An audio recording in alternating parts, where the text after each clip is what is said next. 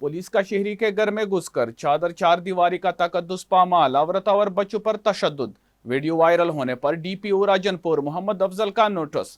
10 एहलकार मुअत्तल, जिनमें एक सब इंस्पेक्टर, 2 एएसआई, एक हेड कांस्टेबल और 6 कांस्टेबल थे। राजनपुर की तहसील जामपुर के नवाही इलाका कोटला मुगला में पुलिस का घर में घुसकर चादर चार दीवारी को पामाल करने, खवातीन और बच्चों पर तशद्दुद की वीडियो सोशल मीडिया पर वायरल होने पर डीपीओ राजनपुर मोहम्मद अफजल ने नोटिस लेते हुए 10 पुलिस एहलकारों को मुअत्तल कर दिया।